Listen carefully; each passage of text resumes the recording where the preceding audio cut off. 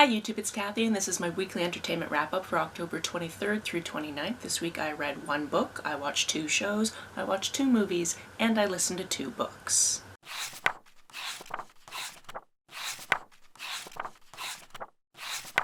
The major reason I only finished one book this week is it was over 500 pages, and that's Ghost Story by Peter Straub.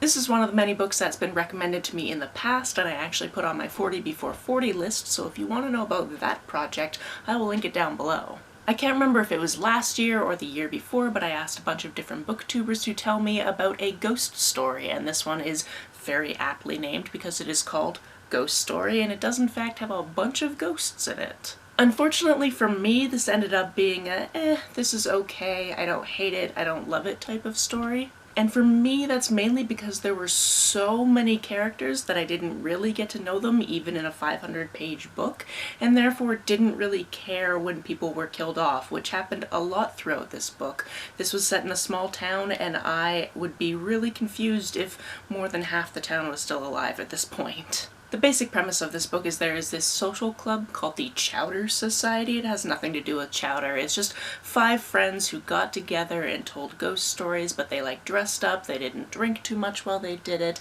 and you were never allowed to ask somebody if the story was true or not. I say 5, but at the point where we're meeting all of the characters, it's really 4 because one of them died almost a year previously.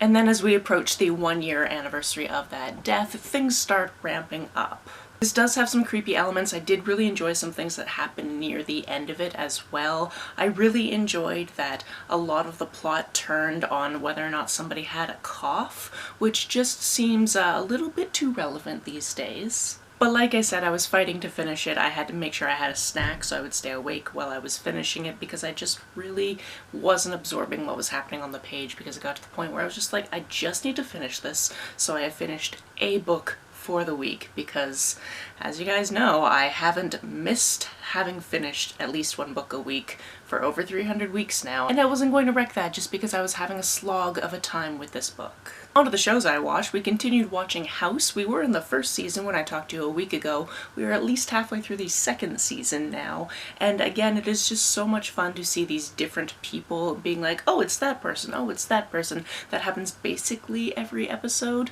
and then seeing different things come up plot-wise for the main cast of characters is also really fun because we're still definitely in the realm of episodes I have probably seen before on television when it originally aired. We also saw for sure that House definitely lives at 221B, whichever street he happens to live on, so that was another clue that this was a Sherlock Holmes retelling, which I just did not know when it first came out. I've also always really loved that it's James Wilson, not John Watson, that is best friend, but he's got the same initials. And I say best friend loosely because obviously they are friends, but there's a whole weird separation because that's just who House is. I also watched a couple more episodes of Easy Bake Battle. It continues to be super, super wholesome. I think I have 2 episodes left, and I think I'm just saving them for the moments when I just really need to watch something and just feel warm and fuzzy inside, because that's what cooking shows in general do to me, but this one especially because Anthony is just so wholesome.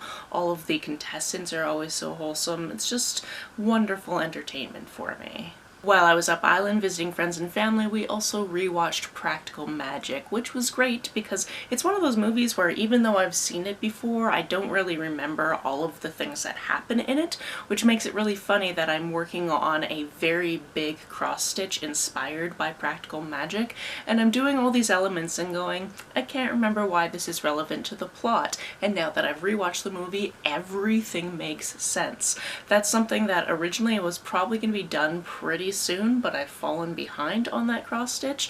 It's something called a stitch along, which means that they only send you parts of the pattern every couple of weeks. We got the final part I think on Friday, and I haven't finished the part from 2 parts ago, so I'm a little bit behind, but I will get to it. I have also read the book that this movie was based on, so you would think I would remember more and more details, but I think I've crammed too many things in my brain. Just in my time on BookTube alone, I've read over 1,000 books, which I did a video about that last year, so it's probably been at least 1,200 books. I'm not going to find a definitive number because it's too many. I've read a lot of books, and details have gone fuzzy. I don't know if I can fit more information in my brain, but I keep trying. If you've never seen Practical Magic before, it's a movie about this series of women in this family who have this curse where when they have a true love and they hear this beetle call, that means their true love is going to die. And it's about the town they live in where everybody thinks you're a witch, so that people are looked down upon, and they do have some witchy powers, and those do come out occasionally, and sometimes they use their powers for good, and sometimes they use their powers for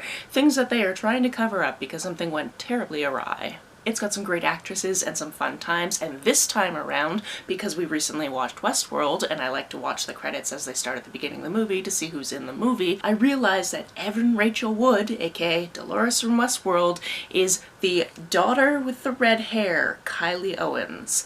So that was weird to watch because I'm used to seeing her face a little bit older. While having a sleepover with my best friend where she did my hair, which is why it is back to its all blue glory, we also watched Dear Evan Hansen.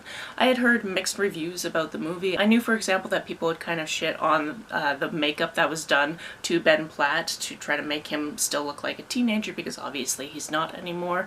And I don't think they truly did anything too outrageous with that. I mean, as a society, we're a little bit used to our 30-year-olds playing 16-year-olds, so it wasn't anything too egregious to me. I have also seen people critique this musical for what it is, this person just lying to a grieving family, and to me it really depends on how it's played. It was played really well, so you can see how he would fall into this, and you can see he tried to tell people the truth and they just steamrolled over him, so I can understand the critiques, and I can understand people being like, this is the best musical ever. Shout out to Rob, who I used to work with at the library, who would go to places just to see this musical, and then would see it 2 nights in a row because he's there 2 nights, so why not? Although I know some of the songs, I'm not super well versed in the music for this show, so my bestie let me know that there was a song added to this, and I thought it fit in really, really well. And I love that it was written by the person who was performing it, so that was cool. On to the books I listened to this week. The first one I finished being The Woman in the Library. Now, when I originally saw this on NetGalley, because yes, this was a book that I got from NetGalley,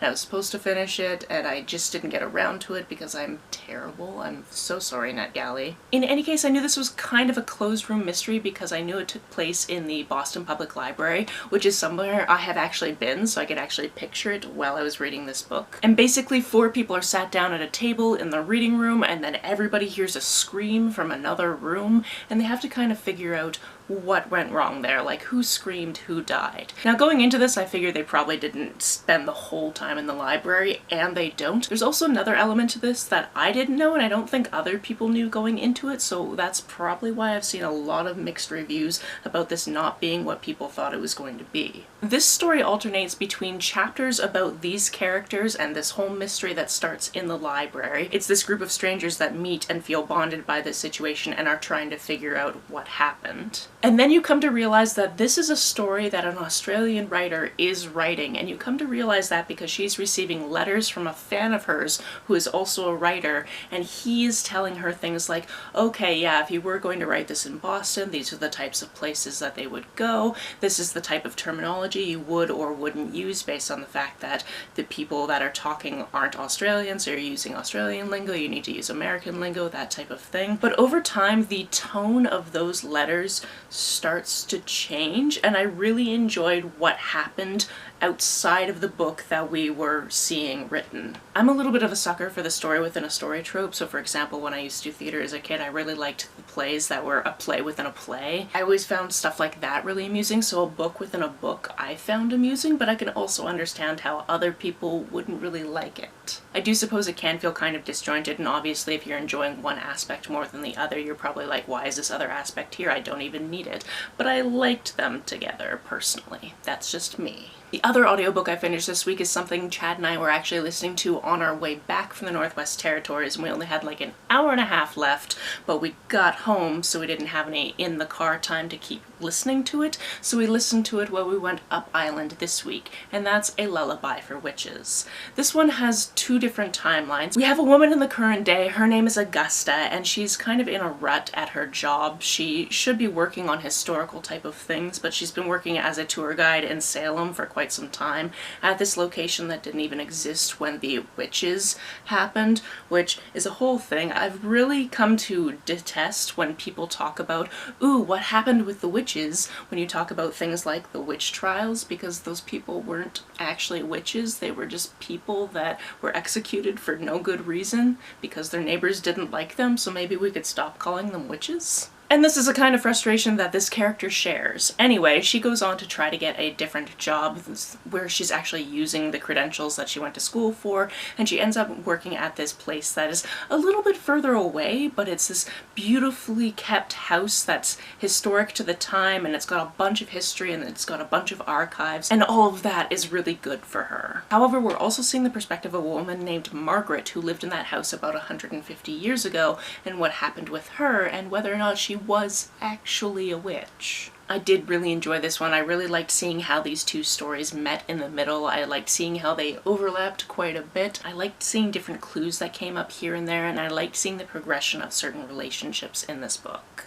Chad is generally not one for very spooky things, but I think this was just on the cusp of, like, it's spooky and it would be a bad situation, but because it's quote-unquote witches, he can kind of separate himself, and you know, there's no jump scares, so we don't have to worry about that. I hope everybody has a lovely Halloween weekend. This week I've already watched a live-action version of Rocky Horror, which was so much fun. I went to my first ever drag brunch. Tonight I'm going to the first ever literary event at Small Gods, which is a local literary themed pub, and I actually did an interview with the owner, so I'll link that down below. But they're having their first ever bookish trivia night, and I believe it's all about horror books, so I'm gonna do my best. I don't think I'm gonna win, but I'm gonna do my best. And then tomorrow night, actual Halloween, I get to go see Atomic Vaudeville, and I haven't seen vaudeville in so long, for obvious reasons. So, it's a fun, spooky season, and I'm happy about it. That's it for this week. If you've read, watched, or listened to any of these, let me know about it down in the comments below. On the way down to the comments, if you hit that subscribe button, that would be very nice of you. If you don't feel like leaving a comment but want to make sure that I know you were here, just leave me an emoji or a smiley face if you happen to be on your keyboard. Some people have asked if there's a way to financially support this channel, so I set up a Ko-fi account, which is a digital tipping service. The link for that, as always, is down below. You can like and share this as you see fit, and I will see you very soon. Bye!